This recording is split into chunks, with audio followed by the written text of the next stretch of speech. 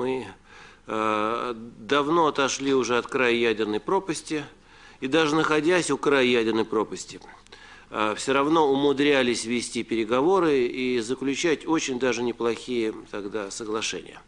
Поэтому и сейчас тоже есть время, и надо очень спокойно относиться к ситуации. Мне, например, немножко не по себе от того высокого очень градуса взволнованности, да, который взят у нас в стране нашими экспертами и политиками, потому что мне кажется, что повода для такой ажитации абсолютно нету. Генеральный конструктор Соломонов, который несколько раз по этому поводу уже высказывался, и вот одно из последних его высказываний на этот счет состоит в том, что система ПРО предполагаемых противников на сегодняшний день в классе межконтинентальных ракет не может быть реализована и существовать как эффективное средство борьбы с МБР. Вот о чем идет речь, понимаете? С одной стороны, есть заявление Запада, США и НАТО о том, что мы создаем ПРО вот с такими-то определенными целями, там против Ирана, против третьих стран. Некоторые говорят, если, значит, с Ираном как-то все-таки ситуация разрешится. А мы им не верим, понимаете? И, значит, первое. Речь идет о глубочайшем недоверии, которое по-прежнему, несмотря на предпринимаемые усилия, несмотря на все, казалось бы, позитивное, что сделано в наших отношениях, существует. И второе это то, что, как свидетельствует, опять же, эта ситуация, мы по-прежнему находимся в плену мышления холодной войны. Вот такая малозначительная, снова повторяю, малозначительная, на мой взгляд, ситуация, как развертывание противоракетной системы, параметры, которые еще не определены.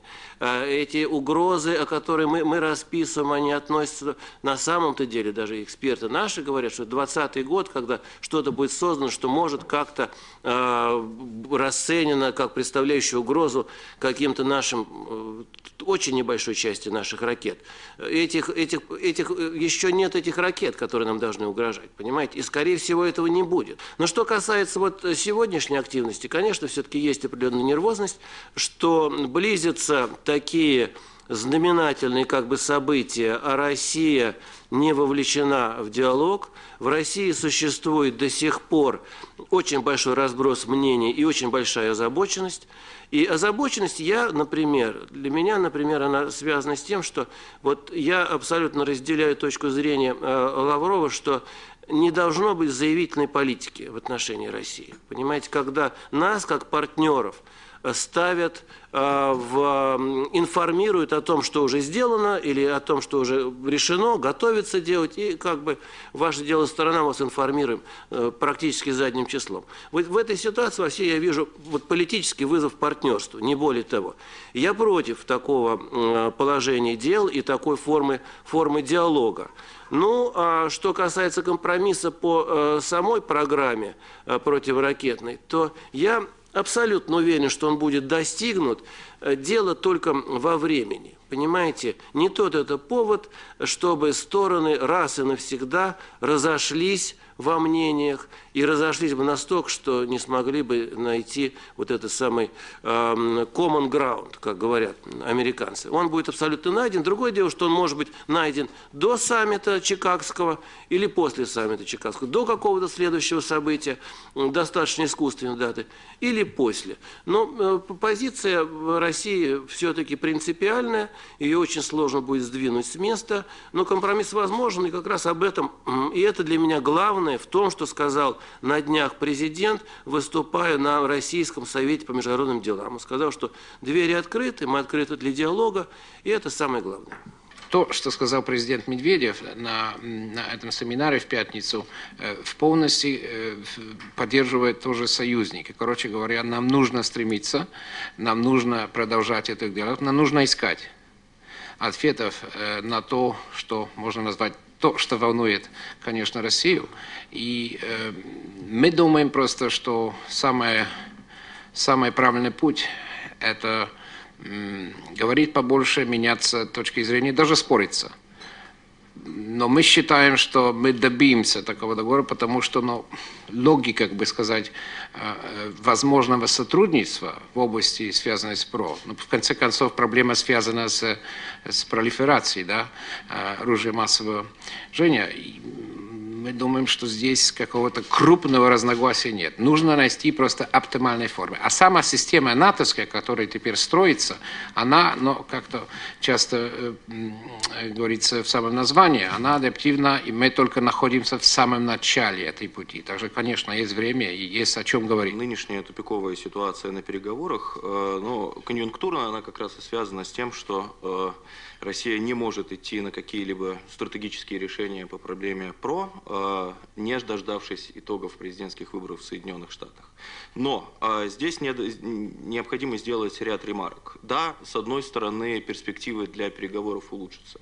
Но даже если некий компромисс по проблеме ПРО будет достигнут в 2013 году, скорее всего, он будет достигнут, он будет носить конъюнктурный и, я бы сказал, перетекающий характер, не постоянный характер. Почему? Потому что следующая американская администрация, которая придет после Обамы, скорее всего, пересмотрит эту договоренность и будет реализовывать уже собственную, в 4-й раз, да, если начинать с Рейгана, программу по противоракетной обороне.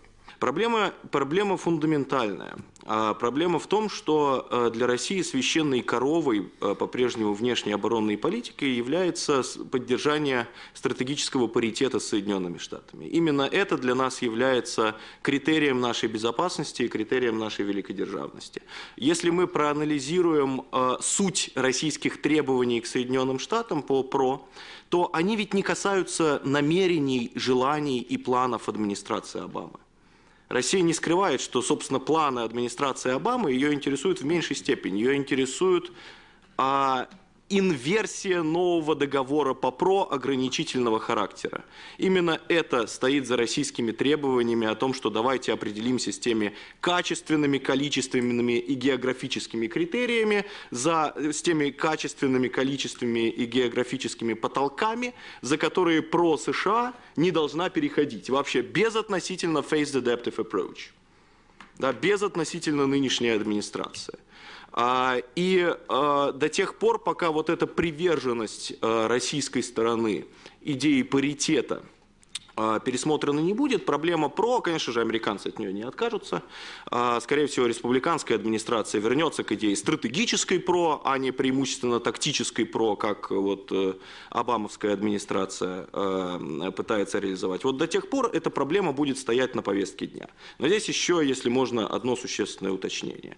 Мне кажется, что несмотря на то, что мы обречены жить с нерешенной проблемой ПРО в ближайшие годы, ее можно сравнить скорее как бы образно с больным зубом российско-американских и российско-западных отношений. Он болит, беспокоит, но умереть от него невозможно. Почему? Потому что по многим причинам, и политическим, и техническим, и финансовым, вряд ли Соединенные Штаты в обозримой перспективе создадут такую систему, которая будет способна бросать действительно вызов российским стратегическим ядерным силам. А те модальности, которые стороны достигли в ноябре прошлого года, и о которых, собственно, заявил президент Медведев 23 ноября, заключаются в том, что до тех пор, пока вот это вот железо американское, реально угрожающее России, не будет развернуто, Россия никаких ответных ходов, кроме дипломатических, да, кроме риторических, делать не будет.